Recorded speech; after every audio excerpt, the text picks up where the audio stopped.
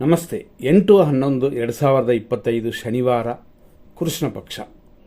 ಸ್ವಲ್ಪ ವೀಕ್ ಅನ್ನೋದು ಕೃಷ್ಣ ಪಕ್ಷ, ಶನಿವಾರ ಅನ್ನೋದು ಇನ್ನೂ ಸ್ವಲ್ಪ ವೀಕ್.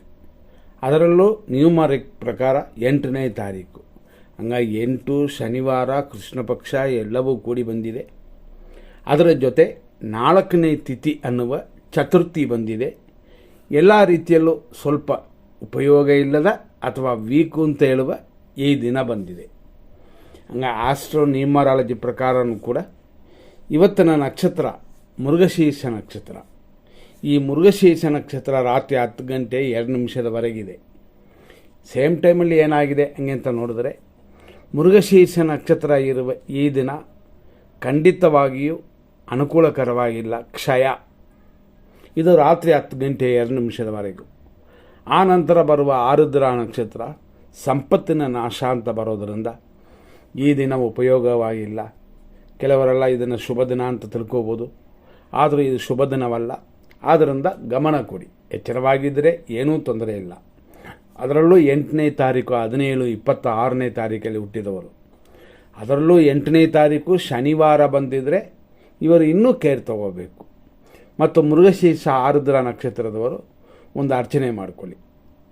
ಇವತ್ತಿನ ಯೋಗ ಶಿವಯೋಗ, ಇಷ್ಟೀಕರಣ.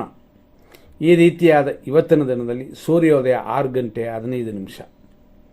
ಇದರಲ್ಲಿ ನಕ್ಷತ್ರ ಪಾದಗಳನ್ನ ನೋಡೋಣ ಮತ್ತು ರಾಶಿ ನೋಡೋಣ. ಬೆಳಿಗ್ಗೆ 6:15ರಿಂದ 11:14ವರೆಗೂ ವೃಷಭ ರಾಶಿ, ಆ ನಂತರ ಮಿಥುನ ರಾಶಿ. 6:15ರಿಂದ 11:14ವರೆಗೂ ಮೃಗಶೀರ್ಷ ನಕ್ಷತ್ರ 2ನೇ ಪಾದ, ಇದು ವೃಷಭ ರಾಶಿ. ಆನಂತರ ಅಂದರೆ 11:14 ಮೇಲೆ ಹೆಚ್ಚು ಕಮ್ಮಿ 11 ಕಾಲು ಅಂತ ಇಟ್ಕೊಳ್ಳಿ. ಬೆಳಿಗ್ಗೆ 11 ಕಾಲರಿಂದ ಸಂಜೆ 4:37ವರೆಗೂ ಮೃಗಶೀರ್ಷ ನಕ್ಷತ್ರ 3ನೇ ಪಾದ, ಆದರೆ ಇದು ಮಿಥುನ ರಾಶಿ. 11 ಕಾಲುವರೆಗೂ ವೃಷಭ, ಆಮೇಲೆ ಮಿಥುನ. ಸಂಜೆ 4:37 ಮೇಲೆ ರಾತ್ರಿ 10:02ವರೆಗೂ ಮೃಗಶೀರ್ಷ ನಕ್ಷತ್ರ 4ನೇ ಪಾದ, ಇದು ಮಿಥುನ ರಾಶಿನೇ ಇದೆ. ಆನಂತರ ಅಂದರೆ ರಾತ್ರಿ 10:02 ಮೇಲೆ ಬೆಳಗಿನ ಜಾವ 3:29ವರೆಗೂ ಆರುದ್ರ ನಕ್ಷತ್ರ 1ನೇ ಪಾದ. ಆನಂತರ ಫುಲ್ ಡೇ ಅಂದರೆ ನೈಟ್ ಫುಲ್ಲು ಆರುದ್ರ ನಕ್ಷತ್ರ 2ನೇ ಪಾದವಿದೆ. ಈ ರೀತಿ ಇರೋದರಿಂದ ಈ ದಿನವನ್ನು ಸ್ವಲ್ಪ ಗಮನ ಕೊಡಿ. ಶಿವನ ಪೂಜೆ ಮಾಡುವಂಥದ್ದು ಉತ್ತಮ. ಅದೇ ಥರ ಮೃಗಶೀರ್ಷ ನಕ್ಷತ್ರಕ್ಕೆ ಅಧಿಪತಿ ಕುಜ, ಮಂಗಲ, ಅಂಗಾರಕ, ಚೆವ್ವಾಯ್, ಮಾರ್ಸ್ ಸ್ವಾಮಿಯನ್ನು ಪೂಜೆ ಮಾಡ್ಬೋದು.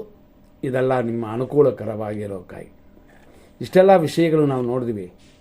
ಇದರಲ್ಲಿ ನಾವು ನೋಡುವಂಥ ಇನ್ನೂ ಕೆಲವು ವಿಷಯಗಳು ಏನಿದೆ ಹಂಗೆ ಅಂತಂದರೆ, ಇಷ್ಟೆಲ್ಲ ಇದ್ದರೂ ಇರೋದರಲ್ಲಿ ಒಳ್ಳೆಯ ಸಮಯ ಬೇಕಾದರೆ ಅದಕ್ಕೆ ಮಾತ್ರ, ಅಂದರೆ ಶುಭ ಕಾರ್ಯಗಳೆಲ್ಲ ಮಾಡಿ ಅಂತ ಇಲ್ಲ, ಎಮರ್ಜೆನ್ಸಿಗೆ ಮಾತ್ರ.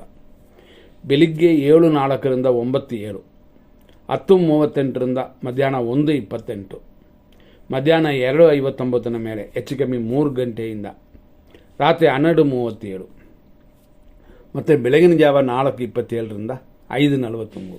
ಇದು ಎಮರ್ಜೆನ್ಸಿಗಾಗಿ. ಅಶುಭ ಸಮಯಗಳು 100%. ಇದರಲ್ಲಿ ಯಾವ ಕಾರ್ಯಗಳು ಪ್ರಾರಂಭ ಮಾಡಬಾರದು. 6:15ರಿಂದ 6:54, ಇದು ಮೃತ್ಯು. ಆಪರೇಷನ್, ಸ್ವಲ್ಪ ಪ್ರಯಾಣ, ಇದನ್ನೆಲ್ಲ ಗಮನಿಸಿ ಈ ಸಮಯದ ನಂತರ ನೀವು ಇಟ್ಕೋಬೋದು. ಆದರೂ ಅದೇ ಸಮಯದಲ್ಲಿ ಈ 6:15ರಿಂದ ಮೃತ್ಯು ಬರುತ್ತೆ ಅಂದರೆ ಇದೇ 6:15ರಿಂದ ದುರ್ಮುಹೂರ್ತವು ಪ್ರಾರಂಭವಾಗುತ್ತದೆ.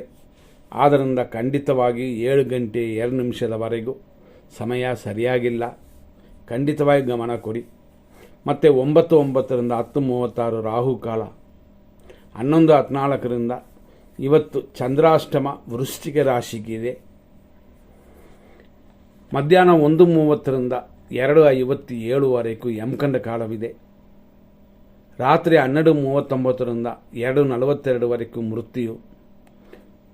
ರಾತ್ರಿ 1:37ರಿಂದ ಬೆಳಗಿನ ಜಾವ ಅಂದರೆ 3:10 ಅಲ್ಲಿಯವರೆಗೂ ವಿಷಕಾಲ. ಮತ್ತು ರಾತ್ರಿ 2:42 ಮೇಲೆ 4:25ವರೆಗೂ ಮೃತ್ಯು. ಹಂಗಾಗಿ ವಿಷದಲ್ಲೇ ಮೃತ್ಯುವನ್ನು ಸೇರುತ್ತದೆ.